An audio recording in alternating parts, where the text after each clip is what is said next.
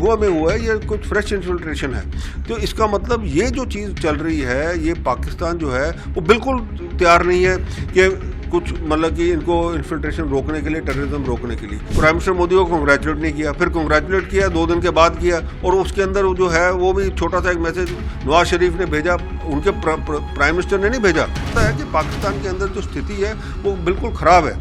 ISI और जो उनका जो डीप स्टेट है, जो फौज का डीप स्टेट है, वो उसके साथ जो है सारा का सारा कंट्रोल कर रहा है सब। ये कोई 50 एक आतंकी हैं जो ऑलरेडी यहाँ पे सक्रिय हैं, जो जिस हिसाब से इंटेलिजेंस रिपोर्ट्स हैं, तो ये उन्हीं का कार्रवाई चल रही है। और उनको इंस्ट्रक्शन मिली है कि जी अब आप क्योंकि प्राइम मिनिस्टर मोदी बन गए हैं तो आप कुछ कर नहीं सकते, तो चलो आप ये शुरू करिए, लोगों के अंदर ये हंगामा कीजिए।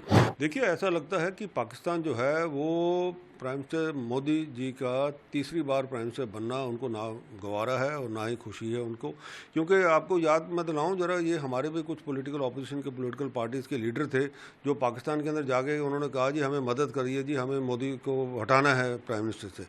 तो ये जब कार्रवाई ऐसी होती है एक देश के अंदर, तो नेचुरली दूसरा देश जो है जिसको जो पहले से 47 से जो इस हिसाब से चल रहा है उसको शय मिलती है। और जब ये तय हो गया कि प्राइम मिनिस्टर मोदी का जो है उनका ओथ टेकिंग सेरेमनी होगी, उसी दिन रियासी के अंदर ये जो वारदात की गई है, और जिसके अंदर ये श्रद्धालु थे, जो बस में हिंदू श्रद्धालु थे जो शिव खोड़ी से आ रहे थे, उनकी बस के ऊपर अटैक हुआ, उसके ड्राइवर को गोली लगी, जिसके संतुलन बस का बिगड़ गया और वो बस खाई में गिर गई, और जिससे काफ़ी मौत भी हुई है कुछ, और कुछ घायल भी हैं। तो ये एक चीज़ थी दर्शाता। और उसी के साथ साथ आप ये देखिए, ये जो अभी कठुआ में हुआ है, ये कुछ फ्रेश इन्फिल्ट्रेशन है।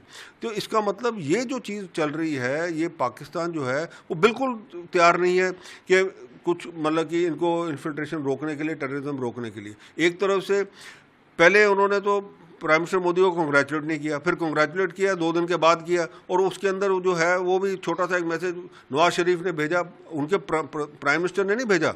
28 कंट्रीज़ के प्राइम मिनिस्टर्स ने भेजा, हेड ऑफ स्टेट्स ने भेजा, पर पाकिस्तान के प्राइम मिनिस्टर ने नहीं भेजा। उनके पार्टी के जो प्रेसिडेंट है उसने कहा जी हाँ जी हम जी आपको मुबारक है और हम आपके साथ मिलकर काम करना चाहते हैं। तो यह दर्शाता है कि पाकिस्तान के अंदर जो स्थिति है वो बिल्कुल ख़राब है। ISI और जो उनका जो डीप स्टेट है, जो फौज का डीप स्टेट है, वो उसके साथ जो है सारा का सारा कंट्रोल कर रहा है सब ये। और ये जो सिविलियन जो लोग हैं इनका कुछ भी नहीं है उसके अंदर। तो इसीलिए अब ये उसके बाद में आप देखिए, कठुआ के बाद में चतरकला में, ऊपर डोडे में भी हुआ है।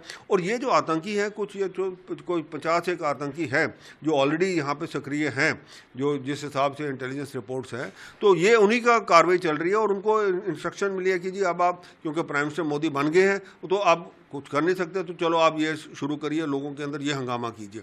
पर मैं आपको एक चीज़ बता दूं, अब टाइम आ गया हिंदुस्तान को जरा प्रोएक्टिव स्टेप्स लेने का, क्योंकि अब प्यूनिटिव एक्शन लेना चाहिए पाकिस्तान के साथ में। जिस पोस्ट से ये इन्फिल्ट्रेशन हुई है कठुआ के अंदर, वो पोस्ट ख़त्म कर देनी चाहिए पाकिस्तान की, उसको उड़ा देना चाहिए, चाहे मिसाइल से करें, चाहे रॉकेट से करें, चाहे बम्बार्ड जैसे भी करें, ताकि कॉस्ट जो है वो पाकिस्तान को पता लगे कि पाकिस्तान को कॉस्ट क्या है इस इन्फिल्ट्रेशन की। जब तक पाकिस्तान को कॉस्ट नहीं पता लगेगी इन्फिल्ट्रेशन की, तब तक पाकिस्तान ये कार्रवाई करता रहेगा। भर्ती किए गए 2 भारतीयों की मौत विदेश मंत्रालय ने बोला, और उन्होंने इस मामले को नई दिल्ली में रूसी राजदूत के साथ दृढ़ता से उठाया, और मॉस्को में भारतीय दूतावास में सभी भारतीय नागरिकों की शीघ्र रिहाई और वापसी के लिए इसे मॉस्को में रूसी अधिकारियों के साथ उठाया। देखिए, पहली बात तो ये है कि जो हमारे भारतीय कोई भी लोग जो है दूसरी जगह जाके लड़ाई कर रहे हैं, इसका मतलब वो मर्सनरी है। मर्सनरी का मतलब ये होता है कि वो पैसे के लिए काम कर रहे हैं, और वो गवर्नमेंट ऑफ इंडिया की कोई रिस्पॉन्सिबिलिटी नहीं है उसके अंदर घर वालों की रिस्पॉन्सिबिलिटी थी कि उनको वहाँ क्यों भेजा आपने, क्यों जाने दिया उधर लड़ाई करने के लिए। और अगर वो गए हैं, वो मर्सनरी बन के गए हैं, अगर वो मारे जाते हैं वहाँ पे, तो उसके अंदर गवर्नमेंट ऑफ इंडिया की कोई रिस्पॉन्सिबिलिटी नहीं है। पहली बात तो ये है, क्योंकि कोई भी आदमी हमारे सॉवरेन नेशन के अलावा किसी और नेशन के लिए लड़ाई करता है, कोई जाता है वहाँ पे, तो वो अपनी स्वच्छता से जाता है। उसके अंदर इस देश का क्या है, हम क्यों उसके लिए कुछ करें। उसके अंदर मेरे को समझ नहीं आती कि देश क्यों करे, टैक्स पेयर मनी क्यों उसके ऊपर खर्चा जाए कि भाई उसकी बॉडी लाएं, उसको ये करें, उसको वो करें, क्यों करें। ये चीज़ तो पूरा का पूरा एक सारे देशवासियों को समझ लेनी चाहिए, घर वालों को समझ लेनी चाहिए कि अगर आपका बेटा आपका उस पर आप भेज रहे हैं उसको, तो ये जिम्मेदारी आपकी है। हाँ, नौकरी करने कोई और किसी तरीके से जाए या पढ़ाई के लिए जाए वो बात अलग है, पर ये जो मर्सनरी बन के जा रहे हैं ये जो है सरासर गलत है, और इसके लिए जिम्मेदारी उनकी है। दूसरी बात यह है कि ठीक है, गवर्नमेंट ऑफ इंडिया ने फिर भी रूसी दूतावास को कहा है कि भाई उनकी बॉडीज़ वगैरह रिट्रीव कर लीजिए और भेज दीजिए वापस, वो ह्यूमैनिटेरियन ग्राउंड्स पे है। पर बड़ा क्लियर चीज़ है कि टैक्स पेयर मनी इसके ऊपर नहीं खर्चनी चाहिए, क्योंकि ये लोग गए हैं वहाँ पैसा कमाने के लिए, और उसके लिए अगर वो मारे जाते हैं वहाँ पे इसके अंदर लड़ाई के अंदर, तो वो उनकी है, उनको पैसा मिलेगा उधर रशियन गवर्नमेंट से, जो भी मिलेगा वो घर वाले उसको इस्तेमाल करें, उसी से मंगवाएं बॉडी को, उसी से करें। हम टैक्स पेयर क्यों पैसा दें इसका?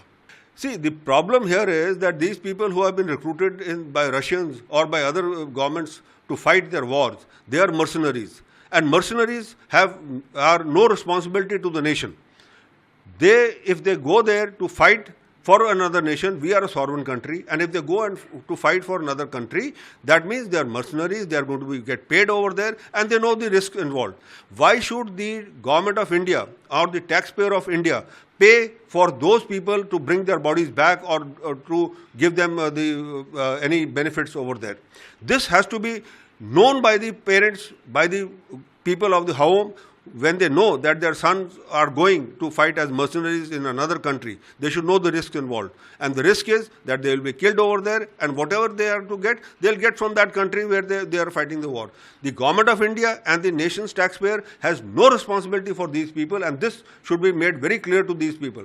Okay, as a humanitarian gesture, the government of India, the foreign ministry, has asked the Russian embassy to repatriate the bodies over here, but the cost for that should be paid by these people themselves, because they are gone as mercenaries, they are getting paid over there, and whatever cost is involved should not be to the nation or the taxpayer.